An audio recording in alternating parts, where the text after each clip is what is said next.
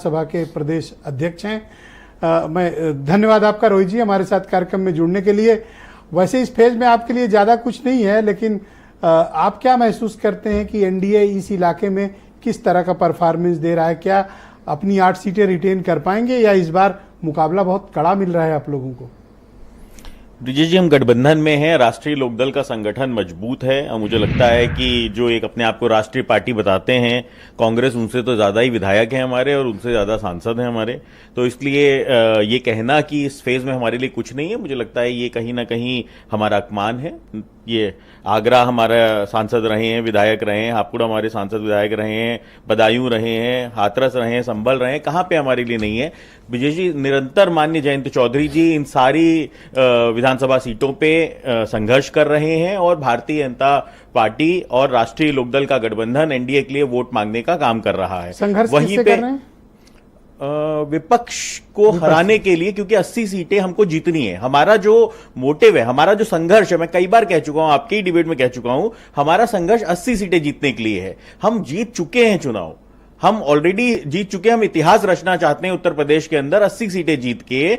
इसी का संघर्ष हम आज ग्राउंड पे कर रहे हैं, क्योंकि विपक्ष कुछ ओवर नहीं हो गया इतना तो समीर सिंह नहीं बोल पाए। नहीं, समीर जी ने भी बहुत बोला, समीर जी ने भी बोला, लेकिन शायद इंडिया गठबंधन के प्रवक्ता नहीं बोल पाए, क्योंकि इंडिया नहीं, ये कॉन्फिडेंस तो है ना, ये जनता देती है हमें, जनता प्यार देती है। हम झूठा प्रचार नहीं करते ना ब्रिजेश जी कि हम अयोध्या कल गए थे और वहां पे हम डिबेट करने गए थे और बता दें हम प्रचार करने गए थे, गली गली घूम रहे थे हम। तो इस तरीके के झूठे हम प्रचार और झूठे अपने पार्टी को हम आश्वासन नहीं देते ना, तो इसलिए हमें कॉन्फिडेंस रहता है कि भैया हम अयोध्या गए थे, डिबेट करने गए थे और कल हम डिबेट करके आए। एक प्राइवेट चैनल के डिबेट में हम सम्मिलित थे, कई और प्रवक्ता आपके चैनल में बैठे जो सम्मिलित थे। 10 सीटें आप बता रहे हो, हमारी 3 थी 4 थी, यहाँ तो आपको मतलब खड़े होने का प्लेटफॉर्म नहीं, क्यों नहीं है? 80 की 80 सीटों पे राष्ट्रीय यहाँ किन सीटों पे लड़ रहे हो? जरा संभल से लेके बरेली 80 की 80 सीटों किस पे नहीं लड़ रहा है राष्ट्रीय लोकदल? संभल पे लड़ रहा है, बरेली पे लड़ रहा है, एटा पे लड़ रहा है, मैनपुरी पे लड़ रहा है, हापुड़ पे लड़ रहा है, आगरा पे लड़ रहा है। हम ये थोड़ी ना कह रहे हमारे पास संसाधन नहीं है साहब,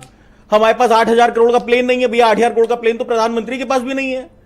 तो हम ये थोड़ी ना कह रहे हैं कि भैया हमारे युवराज हेलीकॉप्टर लैंड कर रहे हैं, वहां पे वो दीदी भी हेलीकॉप्टर लैंड कर रही है, परंतु उसके बावजूद ये बता रहे हैं हमारे पास संसाधन नहीं। हम थोड़ी ना रो रहे हैं, तो हम थोड़ी ना अपना वाला शेयर कर लो, दे दे खाली। अरे भाई जनता के बीच में जाओ, जनता के बीच में जाओगे नहीं, ट्विटर तो है ना उनके पास, ट्विटर पे ही कर लें राजनीति, ट्विटर की राजनीति बची है। अभी एक कोई प्रवक्ता आप क्या बोल रहे थे कि साहब वो किसी ने इस्तीफा दे दिया। हाँ, रोहन गुप्ता कांग्रेस के राष्ट्रीय प्रवक्ता थे ना, इस्तीफा दे दिया। गौरव वल्लभ कांग्रेस के राष्ट्रीय प्रवक्ता थे ना, उन्होंने इस्तीफा दे दिया।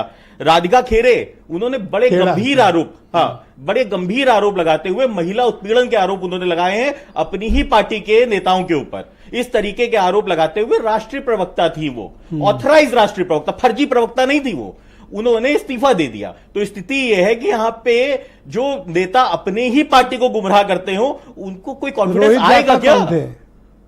हाँ जी, सवाल रिपीट करिए प्लीज।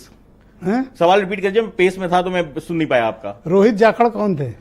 रोहित जाखड़ हमारे यहाँ यूथ के प्रवक्ता थे, राष्ट्रीय प्रवक्ता, यूथ के राष्ट्रीय प्रवक्ता तो कर रहे हैं सुरेंद्र जी। अच्छा, तो नाम नहीं बता पा रहे होंगे, लेकिन ये राधिका खेरे कौन थी और गौरव वल्लभ कौन थे और रोहन गुप्ता कौन थे, ये जानकारी शायद नहीं होगी, ये जानकारी नहीं होगी। उनके अपने निजी विचार थे, उन्होंने अपने किसानों की बता रहे थे लाशों के ढेर पे कौन खड़ा है। उन्होंने वो संगठन चलाते हैं, एक अपना सामाजिक संगठन चलाते हैं और सामाजिक संगठन के दबाव में इस्तीफा दिया है।